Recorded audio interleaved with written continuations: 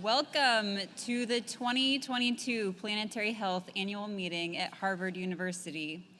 I would now like to introduce Caro Park, who will moderate this session on updates from the field, recent insights into health effects of global environmental change.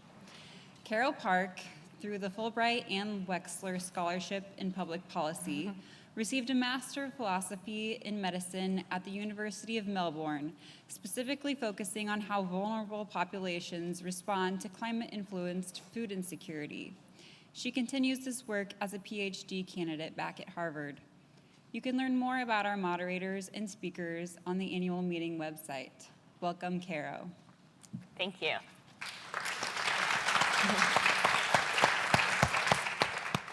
Thank you for that very generous introduction. And I'd like to welcome everyone to the panel today, Updates from the Field, where we're going to have 4 esteemed panelists make direct linkages between the global environmental changes that we've been talking about and a lot of human health consequences. The panel will be structured as followed. Every speaker will have a short amount of time to present their research area. We will hold questions until the very end. And hopefully, with some iron fist stopwatch keeping, we will have about 20 minutes at the end for a rich panel discussion and general question and answer from the audience. So without further ado, I've never actually said that. I'd like to introduce Ashlee. She is the founding dean of the School of Arctic and Subarctic Studies at the Labrador campus of Memorial University, and she is joining us remotely. Thank you so much for that introduction, and I'll share my screen. And I'm really delighted to be part of this really important panel. Oh, you know what? That's funny. It's saying it is blocked, that I cannot share my screen. I don't know, Caro, do you still have it loaded up on your side? We do. I see. Otherwise, people in I the can back. just talk. I'm happy to do that as well. Yeah. While you're figuring that out, it is really great to join you. I wish I could be there in person, but I'm really appreciative of all the hybrid options that we have. As Caro said, I'm Ashlee Cunsolo. I'm the founding dean of the School of Arctic and Subarctic Studies at a new campus located in Labrador in northern Canada. And I'm on the homelands of the Innu and Inuit. And the topic that I'm talking about today is the intersection between climate change and mental health and emotional health and ecological grief and anxiety. And it's particularly pressing today because of the extreme warm weather we've been having this fall. And I also just finished half an hour ago a panel presentation to all the lieutenant governors and the Governor General of Canada talking about Inuit and Innu experiences in Labrador with climate change and how much of a critical point this is and how much mental health is affected, and that this should be a global crisis point and a global emergency. So Caro, do you want, I can just continue on without the slides if we... I see people frantically working in the back, so why don't you continue on and then I hopefully will the slides continue. come If they up pop at some up, point. they pop up. So my work began back in 2008, working with Inuit communities in northern Labrador. And the communities have been at the front lines for many, many years. If you're unfamiliar with Labrador, it's the fastest warming place in Canada and one of the fastest warming places and changing places. Oh, perfect. In the circumpolar north. If you want to go to the second slide. Oh, I can see that the formatting shifted too. So this is the place where my research started. This is Rigolet and Nunatsiavut. And what was really amazing was, you know, for years, communities have been working with researchers and doing their own advocacy because Labrador is at such a front lines. And one of the things that people had said was, you know, everyone's asking us to document the change, but nobody is asking us how the changes make us feel and what it's doing for culture and livelihoods and well-being. So if you go to the second slide, what people were talking about is for time immemorial, you know, thousands and thousands of years, people have been a part of the land. They're connected. You can see in the quote here, people saying it's me, it's us, it's my people. That sense of belonging and the attachment that comes from being on the land. And that to be healthy, to be well, to have your identity, your cultural connections, your knowledge sharing, everything comes from this connection to land. And then on the next slide, there's been extensive changes that people have been experiencing in Labrador. So we've already hit a 3 to 4 degree average temperature change in this region, which is significant, especially when you are looking at a place where people rely on ice and cold. Some of the projections for this region are another 8 to 11 degrees temperature change by 2100. That is a substantial change to a place that relies on sea ice, that relies on cold. As Inuit activist and advocate Silawat Kluche says, people have a right to be cold here. And so people are seeing decreases in sea ice, changes in weather patterns, changes in precipitation, and impacts to all aspects of lives and livelihoods, and particularly connected to all aspects of health and well-being, especially mental health. If you go to the next slide, we worked for years and years, since 2008, talking to hundreds of people in the region. And, people had extensive mental and emotional responses and really wide-ranging things like sadness, distress, stress, anxiety, all of the different emotions that come from watching your homelands change and all of the ramifications that it has for your activities, for your culture, for your family, for sharing knowledge and for passing information on through the generations. Next slide, please. People also talked about the psychological outcomes and that, things that were ranging from depression to increased mental health and addictions, to sleep disruption, to increased family stress, and all of the pieces that come with an increased anxiety and sadness thinking about the future. And a lot of people also talked about, when you're not able to get out on the land as much because of changing weather patterns or changing sea ice, then people are often stuck at home with empty time, as people called it. And that might create people feeling stressed and sad and alone and not being able to practice things that are important to them culturally and that create a strong sense of identity and wellness. If you go to the next slide, certainly what's happening in Labrador and what's happening all across the north is not only here. It's something that we see all over the world. So there's major mental health drivers, things that we call slow and cumulative change. So that's the day-to-day, week-to-week, month-to-month change, things like temperature increase and sea ice loss. And then, of course, there's the anticipatory changes about what the future is. We've seen so much change in Labrador that people also know the projections and what's to come and that anticipation of what's coming. Things like vicarious pieces around looking at what's happening in other places and feeling that empathetic human pain, disruption to place and your connection to place and that attachment that you have, and then disruptions to all the other social determinants of health, which are part of the holistic piece of climate and how it's changing. So when we look at the climate sensitive outcomes on the next slide, you can see that there's things like strong emotional reactions that we've talked about, the psychological outcomes, addictions and family stress, suicide ideation and suicide, place-based loss, cultural identity and erosion, and ecological grief and loss. And this is what we're seeing now all over the globe. So more and more research is coming out, more and more lived experience, testimonies, tons of media coverage. This is a huge thing where we're starting to really realize that the mental health impacts from climate change are a huge public health emergency and are really widespread and pervasive. If we go to the next slide, one area that I really focus on, if you hit it twice, there's two other animations there, is ecological grief. And so the grief that we associate with physical loss and the impacts, but also the loss that comes from disruption to environmental knowledge and connections to identity, and the loss that we think about in the future, this anticipatory loss about what's to come. And if you go to the next slide, I think that this grief and the ecological grief and anxiety that we're really looking at and what we're really experiencing requires a major public health response, which should show up on the next slide. And this is an article that I wrote with a number of colleagues, many who won't be any strangers to those in the audience and some who are participating in this conference, like Dr. Courtney Howard. And really looking at that this is a reasonable, rational response to the changes that we're experiencing, and that we really need to focus on climate responses and adaptation responses that reduce emotional suffering and that take a climate-sensitive mental health lens on adaptation policy, on health responses, and on the decisions that we make.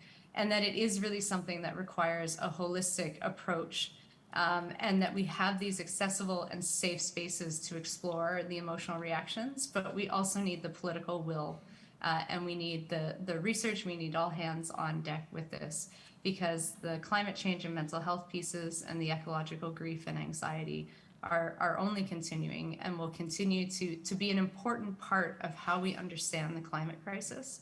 Because on the other side of this grief and anxiety is love. And it shows us what we love and what we value and to whom and what we're connected. So I'll end it there, and thank you very much.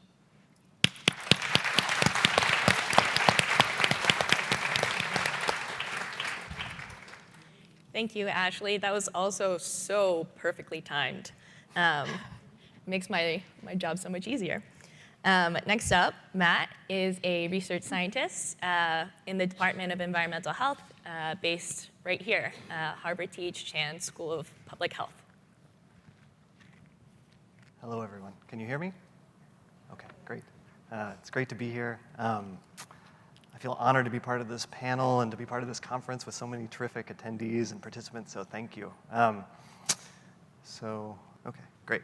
So my job is to summarize all of the ways that global environmental change are affecting food production and nutrition and health, which is an ambitious task. So I'm going to try to just use my time as a broad primer to this field and kind of summarize many of the important ways that global environmental changes are affecting food production and some of the challenges of connecting that all the way to health outcomes.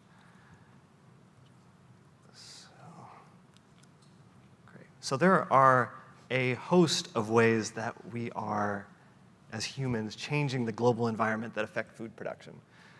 And the first one is no surprise to people, which is the most studied piece, which is climate change. I won't go into it because it's well covered, but all kinds of ways that climate change is affecting food production, from rising temperatures, changing precipitation patterns, moving of arable land from the tropics to the poles, livestock changes, effect on farm labor, myriad ways that it's affecting things. Not only is it affecting things there, but it's also kind of impacting many of the other environmental drivers that are affecting food production. Another is rising CO2 levels on their own are affecting the way that crops assimilate nutrients, and so important staple crops tend to uptake important nutrients like iron and zinc and protein at lower concentrations when they're grown in higher CO2 environments, which has an effect on micronutrient deficiency. Wild pollinator loss, I'll go into this more in a lightning talk I have this afternoon, but wild pollinators are important to the food system because they pollinate many healthy foods that are important, that protect against chronic diseases like heart disease and stroke and diabetes, and these have downstream effects for chronic disease. Pests and crop pathogens are expected to become more active. They're supposed to have a higher metabolic rate under higher temperatures, and crop pathogens will proliferate under higher temperatures, potentially increasing food spoilage post-harvest. Elevated ground level ozone is expected to become a stronger threat, in part because ozone is created through photochemical reactions of anthropogenic emissions, and those are expected to increase in the future, and that reaction also happens faster under higher temperatures, so more ozone in the future, and ozone is a plant toxin, so it has effects on crops. Soil loss and degradation, we are currently losing soil at a faster rate than we are producing it, which has impacts for soil fertility, for crop fertility, and we're also degrading soils by contaminating them with heavy metals, chemicals, acidifying them by over-fertilizing, salinization of soils due to overwatering. All of these different effects have potential downstream effects on both lowering crop yields and potentially making cropland unfarmable if it becomes too contaminated. Changes to fisheries. Michelle Tigelaar did a terrific job of summarizing some of the work here, but warmer temperatures, more acidic oceans, and changes to precipitation are likely to affect both wild fisheries and aquaculture, both inland and marine. And biodiversity losses, which is a whole other field, but there are all kinds of ways that biodiversity affects food production, from increasing fertility of soils to supplying kind of natural pest protections to cleaning the water thanks to aquatic plants and animals. and also having a diverse source of foods that increase dietary diversity and also increases resilience to shocks. All of these are under threat due to biodiversity losses. So there are all these ways that we are affecting the global environment, which come back to affect food production. But the challenge is connecting the dots between these losses in food production all the way to human health. And there are two main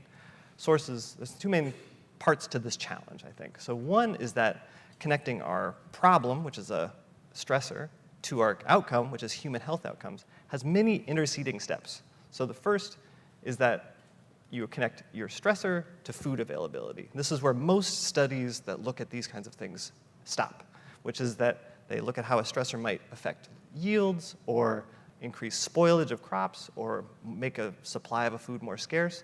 And this is a very easy way to make a robust finding, and it's terrific work. But the next step is connecting that to food access and intake, which is taking that change in supply that you might, when you're studying food availability, routing it through economic systems, behavioral systems to understand how those changes in supply actually affect diets of consumers and which consumers they affect. And then the final step is connecting that to human health outcomes. So rates of stunting and wasting, micronutrient deficiency, rates of chronic disease. And with each of these individual modeling steps, you're usually adding your own, there's kind of its own model within there, and there's all these models that have to interconnect and interweave, which makes it a very complex problem to solve. The other piece is that as you lengthen this chain between the source and the outcome, you have to introduce all these modeling assumptions, all these uncertainties that stack on top of each other, which unless you have a very robust finding along this whole route, you can end up with a pretty imprecise answer at the end. So I'm going to explain a couple of the difficulties here. One is that when you're studying a stressor and you're trying to understand how it affects food availability, usually people that are looking into this are changing one variable at a time, understanding how more pest pressure affects crop yields. Where in the real world, all of these things are going to be happening in concert. They're all going to be stacking on top of each other, and they interact in very complex ways, which makes it a complicated problem. Sometimes you're taking limited studies and extrapolating them to the entire globe. Sometimes not, but often so. And if you're thinking about how these things are going to affect crop productivity or livestock in the future, you need to understand what future diets are going to look like and future crop productivity, and there's a lot of speculation there. Between food availability and food intake, you need to understand how farmers and buyers are going to respond to all kinds of price incentives. You need to know how markets and trading behaviors are going to change, and also how maybe people might replace certain foods with others, all of which requires assumptions. And then to understand how intake relates to human health, you need, again, if you're looking into the future, you need to make an assumption about what the health of future populations is going to look like, so you know what a marginal change in diets or nutrition is how that's going to affect their health. You need to understand the relationships between diets and disease. Some relationships between either food intake or nutrient intake are very robust, but others are more tenuous, and some nutrients aren't studied at all in relationship to health outcomes. So sometimes you're studying very limited links there. And then there are all kinds of other factors that may influence your nutrition. Is your food fortified? Are you taking supplements? Are you receiving food aid? Are you suffering from some other illness that's limiting your ability to absorb nutrients from the diet? All of these things can intercede. So as you stack all of these assumptions and uncertainties on top of each other, sometimes it's very difficult to make that whole chain, which makes it a very complicated problem. So yeah, just kind of in summary, so there's a host of environmental pressures that are expected to persist or intensify in the coming decades.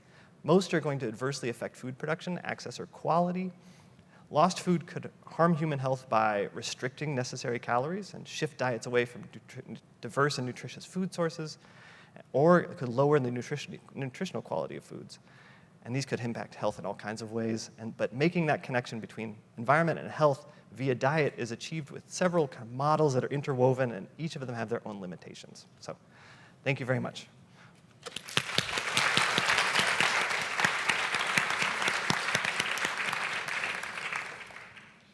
Thank you, Matt, for that super comprehensive 7-minute talk.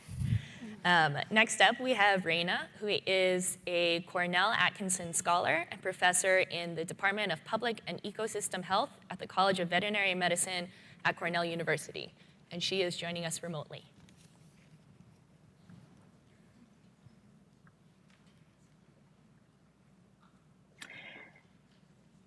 you for having this panel. What an interesting topic and an incredibly important area that we need to discuss.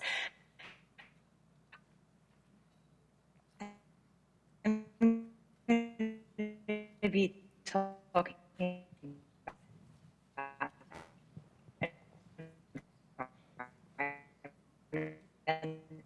about drivers of pandemic. I'm going to 7,000 deaths, 28,000 cases. That was generated by a single spillover event. COVID-19, we're well beyond 50 million deaths, perhaps billions of cases, and perhaps a single spillover event. Well, at least we know that the pandemic originated in a bat, from an infected bat on a landscape, but we rarely pay attention to the spillover process.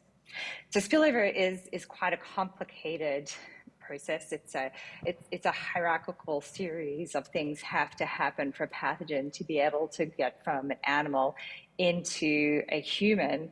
And we can start to break those processes down to things like the distribution of the host, where they overlap with the next spillover host and with humans, the infection and shedding dynamics within those reservoir hosts, behaviors that lead to exposure, both from the reservoir and humans, and compatibility of humans, of the pathogen with humans. And all of these different processes, or what we call barriers, tend to be dynamic in space and time. So for that spillover event to happen, it's really a perfect storm where everything has to align at that one place and one moment. So to describe how environmental change is affecting the risk of spillover, I'm going to simplify that just into three barriers: the distribution of the host, whether the host is infected and shedding the pathogen, and the exposure of the next host. And I'm going to assume that the pathogen is already compatible with humans or spillover. To illustrate with a case study of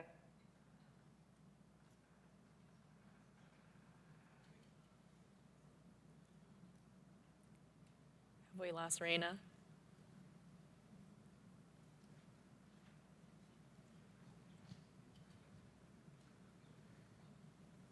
grazes on that contaminated grass, the horse can become infected with Hendra virus. There's around an 80% fatality rate. People can become infected from horses with around a 60% fatality rate. The hosts of Hendra or historically were nomadic. So they formed large aggregations of animals and then moved constantly across the landscape seeking these pulses of nectar in native forests. And we think the reason we didn't see Hendra virus spillover until quite recently, until 1994, was because the bats essentially were feeding in native forests away from horses. And so there wasn't that overlining of those barriers to spillover. But more recently, we've seen a rapid change in the ecology of the bats, essentially driven by the loss of the trees that feed bats in winter. So as you can see, many tree species provide nectar for bats in summer, especially in the subtropics, but in winter there's few species that provide nectar and they've almost entirely been cleared. So the bats respond to this by splitting into small populations, becoming resident in agricultural and urban areas, and then feeding on foods that humans provide. So here is a diagram of every roost, every Pteropodidae bat roost in the subtropics of Australia. And you can see that roosts are either in urban areas or agricultural areas, and very few roosts are in forested areas. So here we have, now you can see we've got a shift in the distribution of the reservoir host. So now we have bats in areas with horses and aligning with horses. But actually that's not enough to generate big clusters of spillover, which I'll get to. But it does show you here, you can see these red circles are where spillover events happen, and all of the spillover events essentially all happen in the agricultural areas from the roosts in agricultural areas because that's where horses are. So we study the virus within the bats. So we lay out these plastic sheets on the ground and bats urinate, and we then collect the urine, look for the virus in the urine, then look at patterns of shedding virus over time. We catch bats, we take samples, we look at the virus through these kinds of intensive longitudinal and spatial studies. And this is from a paper was published last week in Ecology Letters, where we looked at a historic data set of viral shedding from the Queensland government, but we looked at it in terms of bat roosts that were in those agricultural and urban areas that I just showed you, and bat roosts that are in their usual winter habitat, their historic winter habitat. And what we found is that bats in historic overwintering habitat, here there's a flat line and the amount of viral shedding from the bats all the way through winter, but bats in novel habitats were shedding more virus in winter. And winter is when we see all spillover events in the subtropics. But critically, if there had been a food shortage the year before, then we saw all bats shedding more virus, particularly those bats in these that had been displaced to novel habitats. So we now understand the system that we have. They have these climate oscillations that drive food shortages for bats. Essentially, high El Nino years stops the eucalypt trees from setting their buds, and then later on flowering and producing nectar. The bats have this starvation event, and then after that, we see spillover events into horses. So now I've just added another layer of complexity. So we've got bats aligning with horses, but we've now got more viral shedding and infection because of these environmental stress events. And now we have that perfect storm. Now we see clusters of spillover events into horses. But what we've learned over 25 years of study, 25 data sets, is that occasionally those remnant patches of habitat in winter do produce flowers. And when that happens, we see the bats empty out of the cities, empty out of those agricultural areas, and fly to native forests to feed on these pulses of nectar. And when that happens, we see no spillover, near zero probability of spillover. So now our understanding of the system is that we have an interaction with climate and loss of habitat, driving spillover, but winter flowering pulses stop that spillover. And with this is a Bayesian network model, 25 data sets over 25 years, we can predict the presence or absence of spillover clusters for every one of our 25 years of our data set. So planetary health, a One Health solution, then might be to restore that winter habitat, rewild bat migration. So shift the bats back into native forests, ensure they're well fed, and perhaps we'll not see spillover. And I want to generalize that. If we want to make ecological countermeasures to prevent pandemics in other parts of the world, we need habitat that's resilient and diverse, intact and connected, so that animals are not displaced to novel habitats where there are humans, and so animals are not nutritionally or physically stressed. I'd like to thank my broader team of collaborators, and thank you.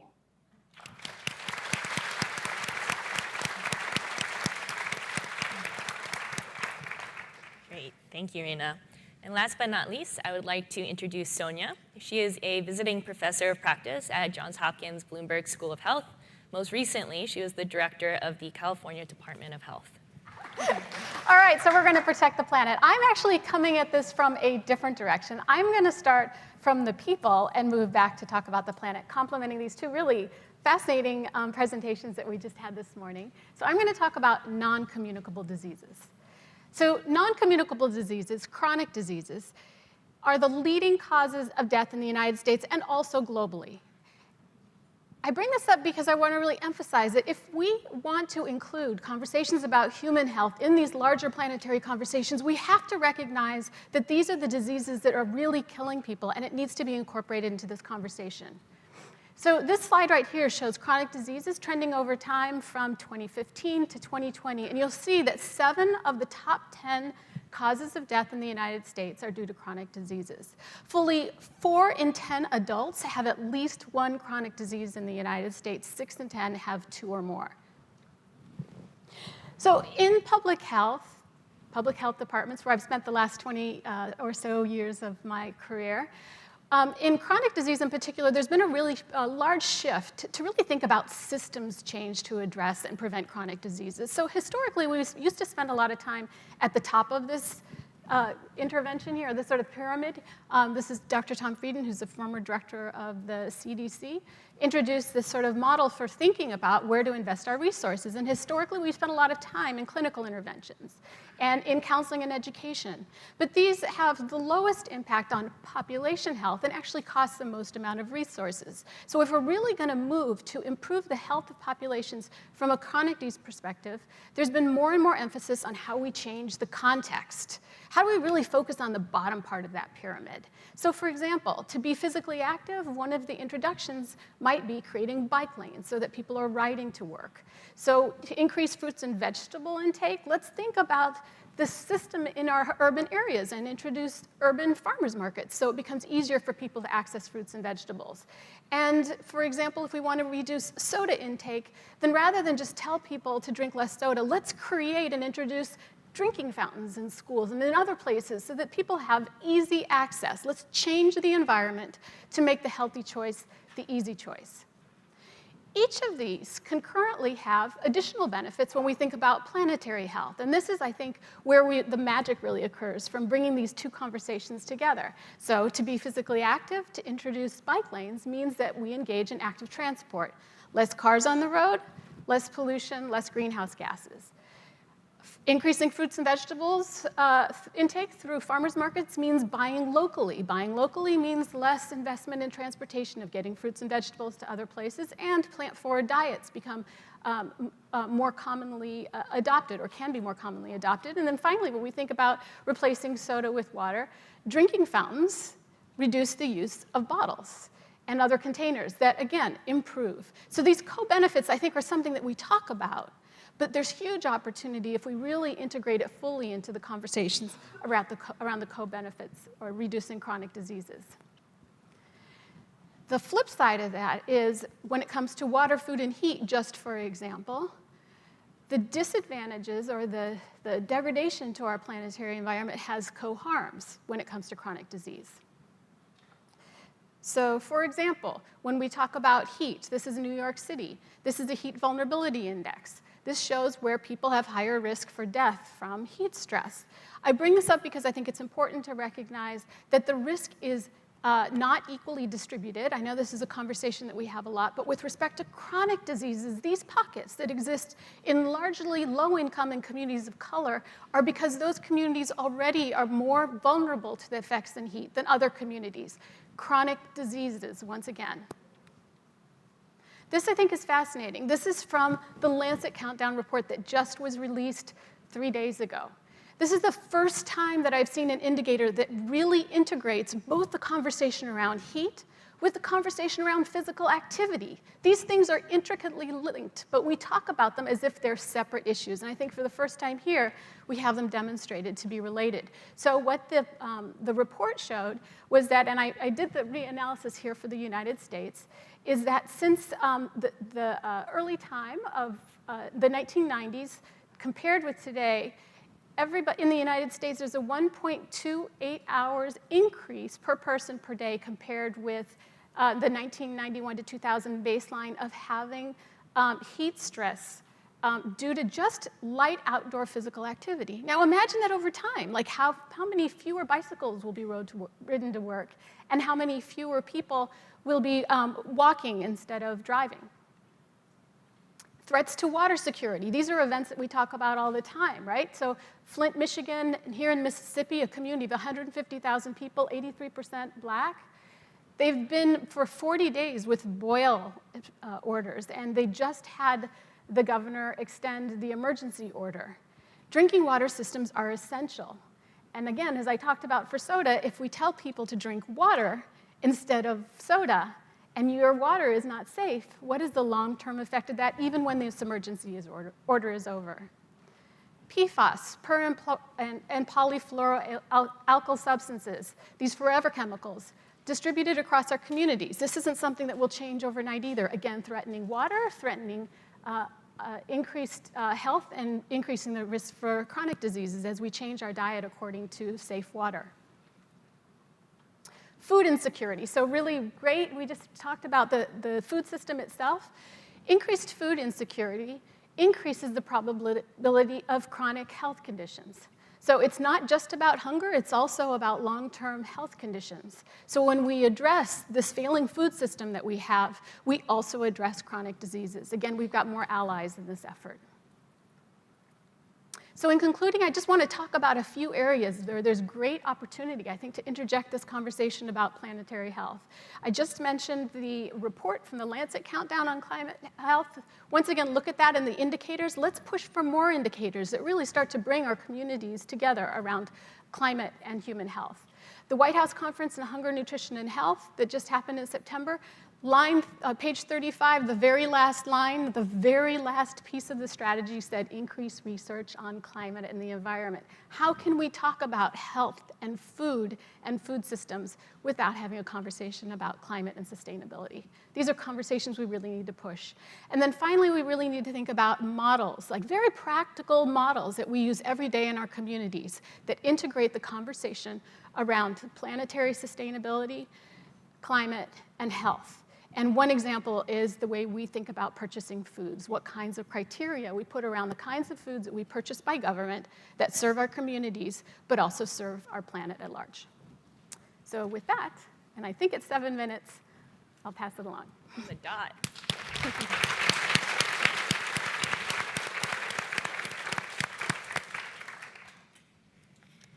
Great, thank you so much. Could we please get the Zoom panelists to show as we launch into our discussion? We have about 20 minutes because all of our panelists were exceptional in their content and in their timekeeping. Here we're going to open up the floor for question and answer, definitely with a focus of trying to get to as many questions as possible. So we ask that we limit the questions to about a minute and the answers as well as concise as possible. So would anyone like to go for the first question? Yes, and I believe these microphones are set up for you all. Hi, good afternoon. My question is for the first speaker. My name is Arya. I'm representing Duke University, and I'm from the northern Pakistan, which is a mountainous remote village. Growing up, in a remote mountainous village, I have personally experienced different types of hazards, and definitely, whether we talk about like global south or global north, poor communities, they don't have choice to live in a really wealthy environment, so they definitely live in a risk zone. So when these communities are hit by a hazard, how do we know that that is due to poverty or due to a particular hazard? And definitely, when I was there back home, I personally experienced different types of hazards, like GLOF, which is glacial lakes outburst floods, and also flooding. And this year we had really severe floods in Pakistan. So those communities which are living in those fragile environments, they're already struggling with poverty. So how do we make this connection that when they are hit by any kind of hazard, and when they experience different types of mental health issues, those are due to that particular hazard, or it's because of the poverty? Because in the literature, often it's kind of unclear how to make this association between mental health outcomes and also the different climate extreme events. Thank you. Yeah, thank you for that question. I think it's exactly right. You can't separate out poverty and race and inequality and inequity from the climate change discussion, and particularly from the mental health pieces. As won't be any surprise to anyone in the room, we know that in the places that are hardest hit by climate change and where often the largest and most traumatic events happen are also in places where there's severe inequity in terms of economic, socio-cultural, access to power, governance, all of those pieces. So I think the key, we're looking at environmental racism, we're looking at climate change, we're looking at mental health, and these huge pieces that have to intersect together. And I think, the big push for trauma-informed policy and adaptation that really looks at the holistic ways. So we're not just looking at adaptation as an infrastructure or an economic thing, but something that is also considering mental health and also considering racism and power imbalance and lack of access to health-sustaining resources. So I think that's a key discussion for anything in planetary health, is those intersectionalities are more and more important as we move forward.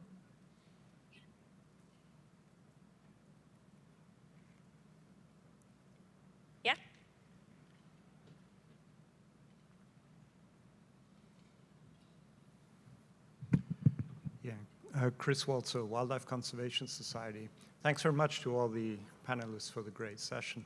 This is a question for Matt, I think, mostly, but maybe Sonia would like to also answer. On your slide where you showed environmental stresses, food production, and so on, I would consider that there's a very, very strong feedback loop from food production to environmental stresses. One of the biggest drivers of biodiversity loss, for example, is agriculture and land use change. Is that something you consider in your reflections? Certainly, yeah. There are, of course, immense feedbacks between the two, and land use change is driving so many of these. Biodiversity loss, pollinator loss is in large part driven because of land use change and the conversion of natural lands to agricultural lands, and that's taking away habitats and natural forage from pollinators. So certainly these things are all feeding back into each other and trying to quantify how each of these steps, how one feeds into the other. There is some circularity there as well.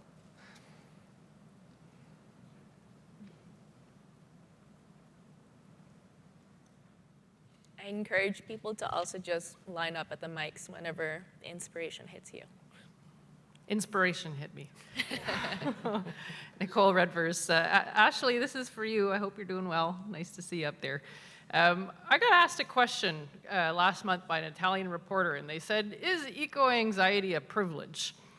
And you know, I think it was a poignant question, and I'd love to hear how you would answer that question. Yeah, hi Nicole, great to see you. Yeah, I think about this a lot because it is coming up more and more. And actually one of my grad students is looking at sort of the prevalence of media articles around ecological grief and anxiety and how most of them feature white, generally middle class onwards individuals and from primarily Western countries. Now, if reporters do a good job, they're including diverse voices, but right now the kind of main voices that are being featured are in that. And so in some ways, I think it is intersectioning again with the power and privilege. But then in other ways, like where a lot of the discussion has come, and we know ecological grief and anxiety are not new. You know, people for thousands of years have been having this connection with the environment and talking about how changes cause grief. And so we've added terms to try to understand the particular point in time that we're at. So where it emerged from, it was not a place of privilege. And where it emerged from was people trying to figure out how to explain to the rest of the world what they have been experiencing for generations and try to highlight that humans and nature are differently connected than a typical sort of Euro-Western society approach. So that's when I get asked that question, that's sort of, it's the complexity of, I think in some ways we have to be really careful that it doesn't become a term of privilege. And we also have to recognize that it came from a place that wasn't actually about power or privilege, but it was about love and about people trying to share what they know and how they're connected to community, to culture, and to people. But afterwards, let me know how you answered that question too. Hi, my name's Hannah. I'm a nurse and doctorate in nursing practice student. My question is for Sonia. I work a lot in libraries and community resource centers, and I'm wondering on the subject of increasing fruits and vegetables in urban farmers markets, how do we also assure that those in marginalized communities also have access to cooking those vegetables and understanding, and how do we fund these programs and make sure that access to cooking and eating the fruits and vegetables is also equitable? That's a great question. It's the subject of a lot of discussion right now, especially in the wake of the White House Conference on Hunger, Nutrition, and Health that I just mentioned.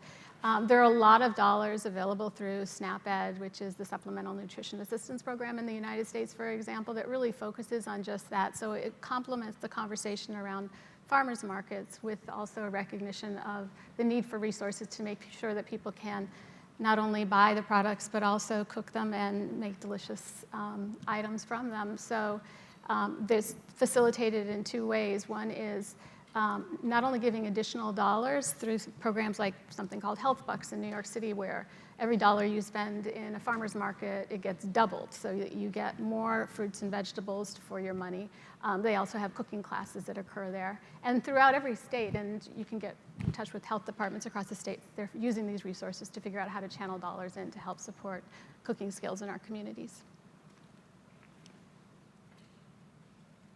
Well, thank you, everyone. Excellent talk. My name is Gloria Blaze, PhD candidate at Cornell University. My question is kind of focused on your stuff, Matt, but I think it might relate to everyone else's.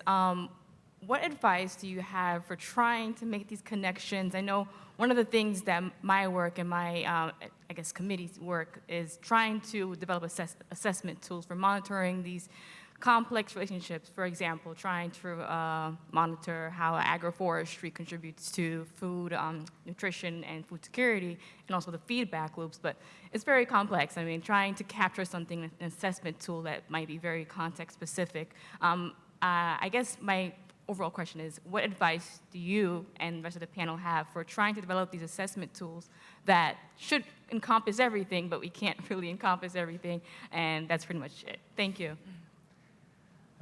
That's a great question, and something I wrestle with all the time. I mean, I think,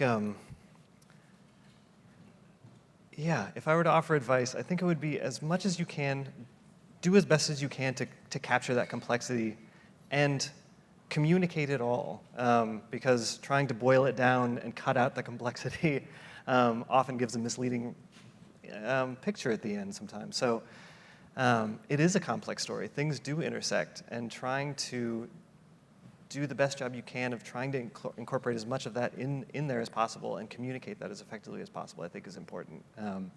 And trying to pare it down to make it a clean story. Sometimes, yeah, it cuts out the messiness of the real world, and I think leaves you impoverished as a result. So, yeah. So I have just an addition to that is that I think you really have to know who your audience is and who's going to use that assessment, because the complexity in a single measure is good for communicating an idea, but it's not very good to really be able to hold people accountable when you've got many, many different responsible parties with that. So for example, if you're thinking about the impact of perhaps buying a candy bar on the environment as like an assessment tool, giving a piece of information that makes somebody think, hey, maybe I don't want to buy this candy bar, maybe I'll buy this piece of fruit instead because this is better for the environment. That's sort of an assessment index that you could develop some kind of compound measure on there. But it doesn't, and it might change that individual's decision, but it's not going to change the way the candy bar is made. So I think you need to really think about developing, we need indices that help us tell a story. We also need to develop assessment tools that help us hold people accountable and find the way out of the problem that we're in right now, which is one that's not sustainable. To complement your... My name is Nimi Oladiji, and I'm a student of microbiology from a Nigerian university, Bafemolo University.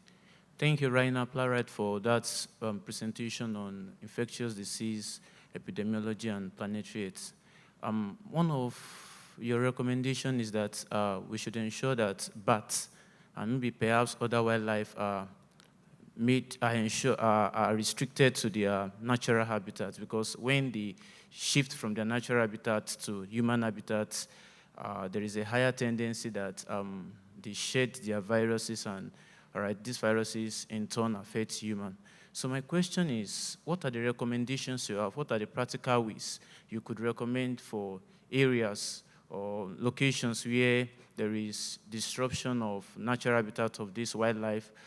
What are the recommendations you have for them to ensure that this wildlife whose habitat have been destroyed and now moving towards human habitat can be returned to their natural habitat? And what other alternative can you also recommend for individuals who probably in a way to get their daily living or even build houses, because that's one of the reasons why people encroach these habitats. They want to build houses, they want to construct industries and all that. So what advice do you have for them as well?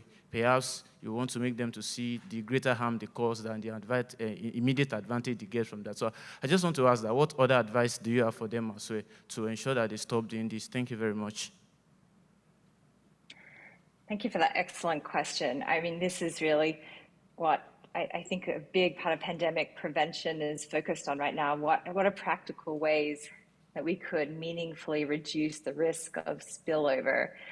And how can we do this in systems where we really have no data on the reservoir hosts or the viral dynamics or even spillovers?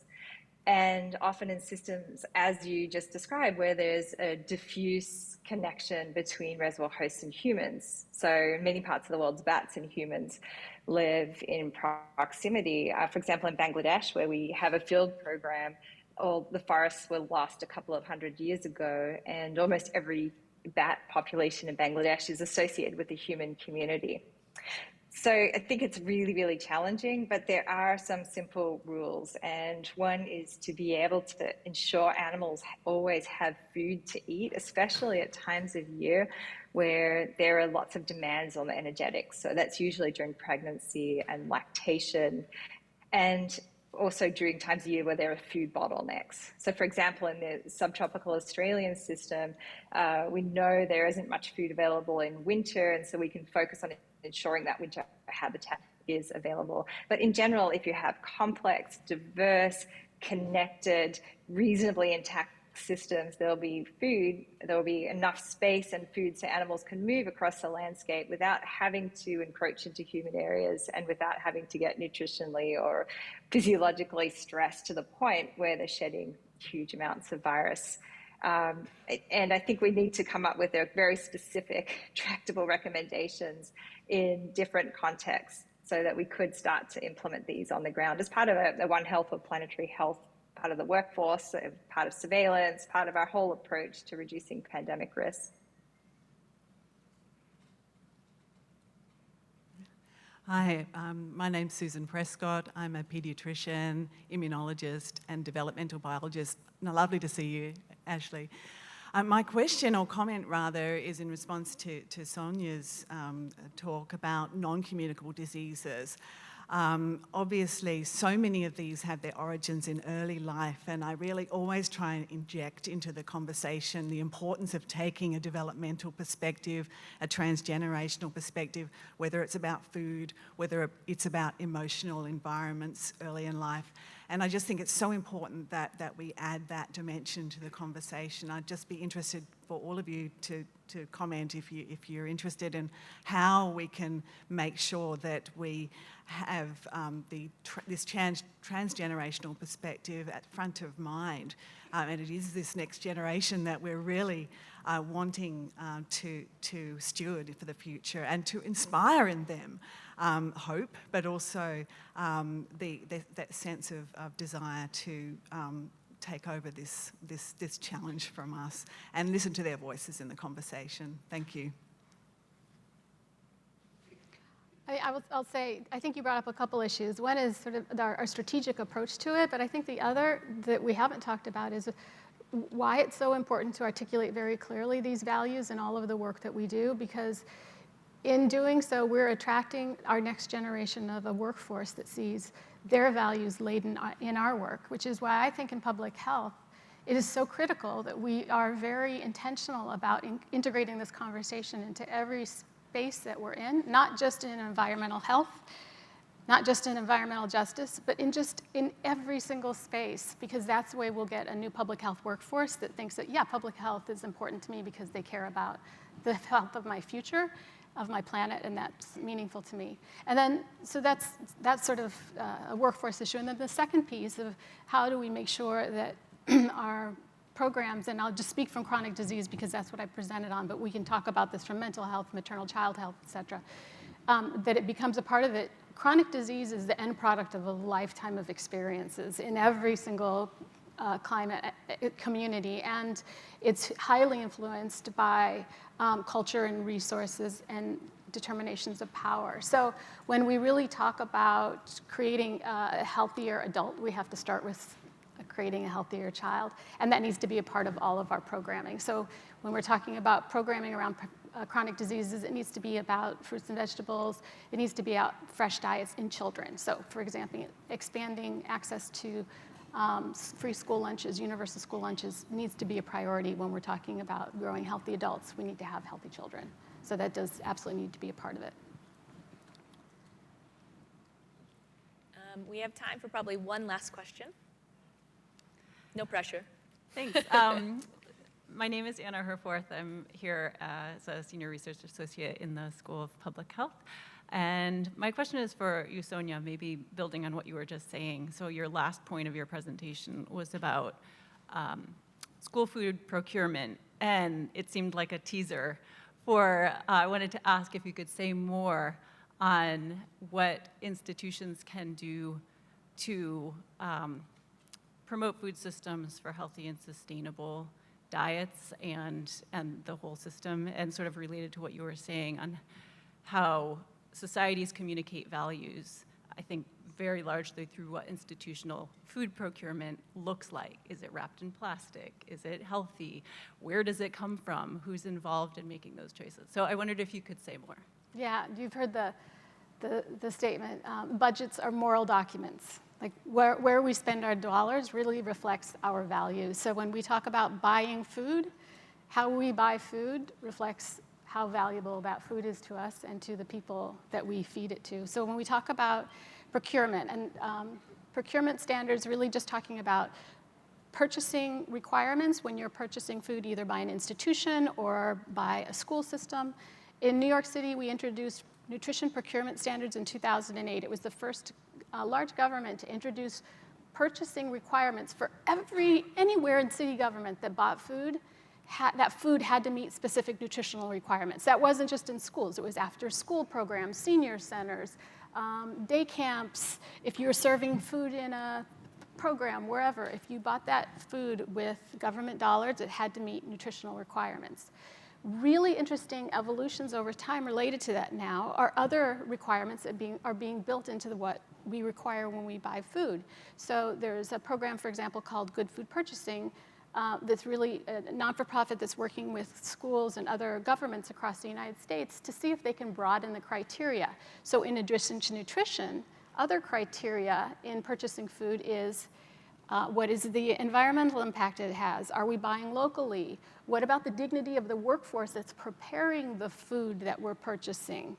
And other criteria as well. So I think food, how governments and how large academic institutions, how they build into the contracts what you're allowed to buy in terms of food and what criteria that has huge influence, not only over the people that eat it, but you think about those contracts that are being developed, it starts to drive other places with other contracts. So New York City's buys, our school system is second only to the Department of Justice in terms of buying food. That's a heck of a lot of contracts. If somebody has to change what they're preparing to bid for a New York City contract, they may provide the same higher nutritional food in another city, for example. So I think procurement standards are a really, really interesting way about how we build our values. Not only, I'm talking about food, but any government, any institution, we're all part of those. And it's a really important place where we can actually step up with our values and promote changes and requirements as well. Sorry, we are out of time, but please continue these conversations outside of these seats. One more round of applause for our awesome panel.